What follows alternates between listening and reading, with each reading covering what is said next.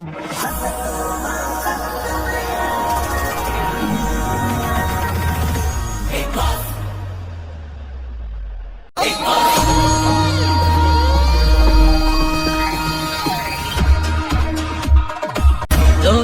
കഥയറിയാതെ നേരത്തിൻ ഗതിയറിയാതെ ആളും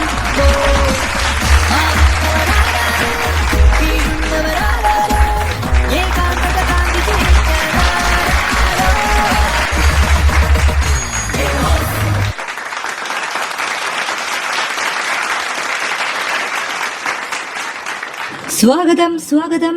Baja home paints and Colgate presents big ബോസിലേക്ക് ലോകമെമ്പാടുമുള്ള മലയാളി പ്രേക്ഷകരെ സ്വാഗതം ചെയ്യുന്നു.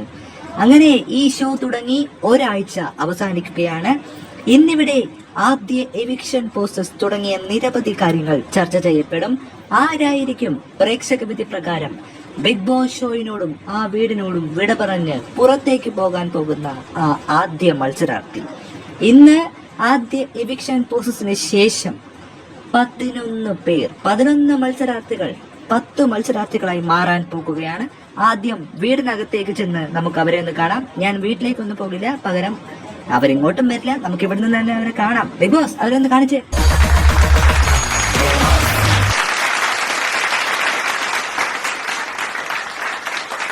Hi sir, hi hi.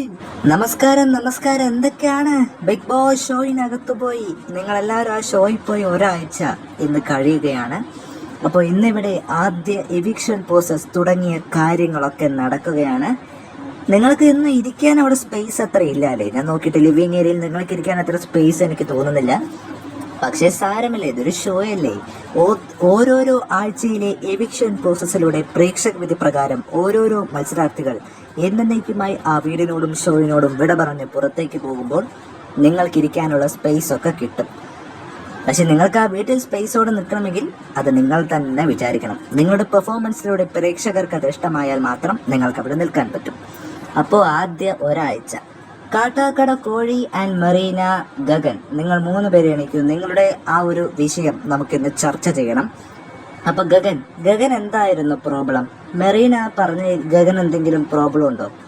അതോ താൻ പരാതി പറഞ്ഞിട്ടാണോ കാട്ടാക്കട കോഴി ആ വിഷയത്തിൽ ഇടപെട്ടതും അന്ന് അങ്ങനെ ഒരു പ്രശ്നം ഉണ്ടായതെന്ന് പറഞ്ഞു? സാർ, ഞാൻ പറയുകയാണെങ്കിൽ മെറീന അന്ന് അത്തരത്തിൽ സംസാരിച്ചത് തെറ്റ് തന്നെയാണ്. അപ്പൊ ആ തെറ്റിനെ ഞാൻ ചൂഷണം ചെയ്യാത്തതിന് പകരം കാട്ടാക്കട കോഴിച്ചേട്ടൻ എന്നോട് പോലും ഒരു അനുവാദം ചോദിക്കാതെ ആ വിഷയത്തിൽ കയറി ഇടപെട്ട് അന്നൊരു പ്രശ്നം ഉണ്ടാക്കിയതാണ്.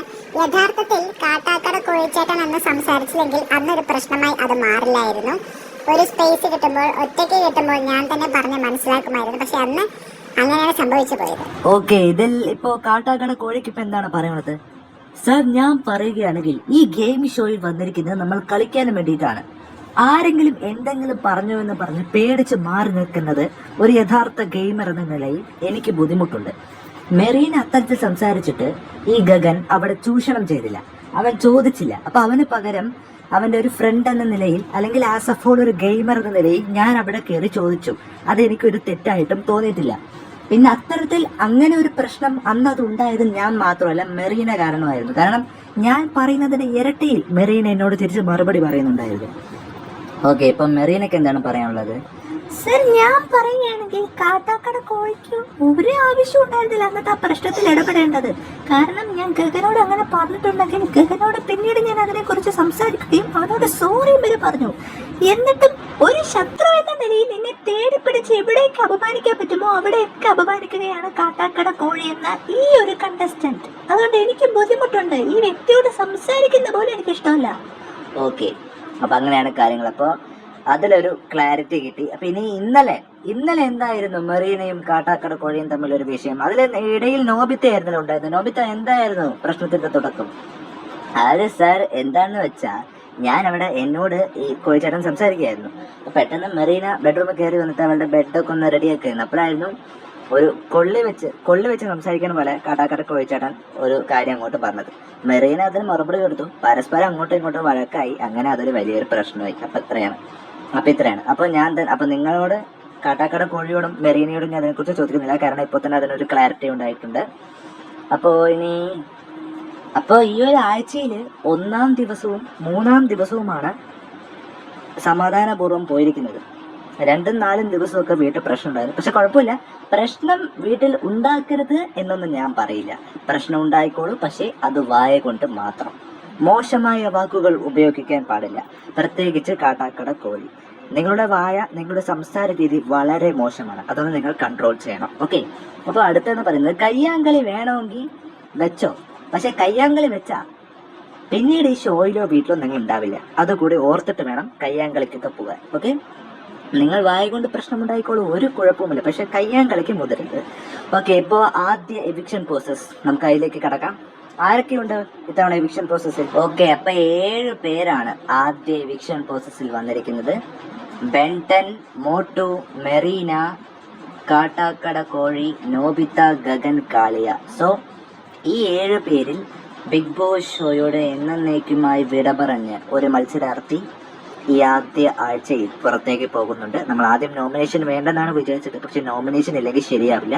സോ ഈ ആദ്യ എവിക്ഷൻ പ്രോസസ്സിലൂടെ പുറത്തു പോകുന്നത്, എൻ്റെ കയ്യിൽ കാർഡുണ്ട്, ഞാൻ ആ വ്യക്തി എവിക്റ്റഡായി വരുന്ന ആ വ്യക്തിയുടെ പേര് വായിക്കാം. ഈ ബിഗ് ബോസ് ഷോയുടെ ആദ്യ എവിക്ഷൻ പ്രോസസ്സിൽ ഉൾപ്പെട്ടവരിൽ നിന്നും പ്രേക്ഷക വിധി പ്രകാരം പുറത്തു പോകുന്ന ആ മത്സരാർത്ഥി വേറെ ആരുമല്ല, ബെൻടൻ ആണ്. ബെൻടൻ, എല്ലാവരോടും യാത്ര പറഞ്ഞ് എൻ്റെ അടുത്തേക്ക് വരാം. നിങ്ങളെ ഞാൻ അടുത്ത ആഴ്ച കാണാം. സമാനതകളില്ലാത്ത പോരാട്ട അംഗക്കളമാണ് ബിഗ് ബോസ് എന്ന ഈ ഷോ മുന്നോട്ട് പോകും തോറും ഓരോരോ മത്സരാർത്ഥി നിങ്ങൾ പ്രേക്ഷക വിധി പ്രകാരം പുറത്തേക്ക് പോകും. ആദ്യ എവിക്ഷൻ പ്രോസസ്സിലൂടെ നിങ്ങൾ പ്രേക്ഷക വിധി പ്രകാരം പുറത്തേക്ക് വരികയാണ് ബെൻടൻ.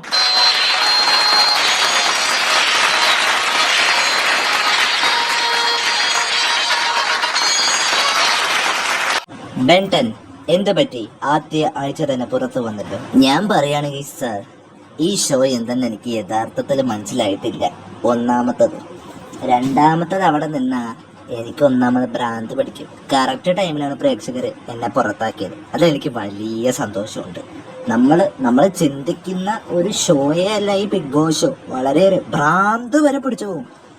അയ്യോ മോനെ, അങ്ങനെയൊന്നും പറയില്ലേ, ഭ്രാന്തൊന്നും വരില്ല. ഇതൊരു റിയാലിറ്റി ഷോയാണ്. റിയാലിറ്റി യഥാർത്ഥ കാര്യങ്ങളാണ് ഈ ഷോയിലൂടെ പുറത്തുള്ള മലയാളി പ്രേക്ഷകർ കാണുന്നത്. അതിൽ അവരുടെ തീരുമാനപ്രകാരം ഓരോ മത്സരാർത്ഥിയും ഇവിടെ നിൽക്കുന്നു. അല്ലാത്ത പക്ഷമുള്ള മത്സരാർത്ഥികൾ ഈ വീടിനോട് വിട പറയുന്നു. അത്ര തന്നെ. അപ്പോൾ എന്തായാലും അതാണ് നിങ്ങൾക്ക് പോകാനുള്ള വഴി.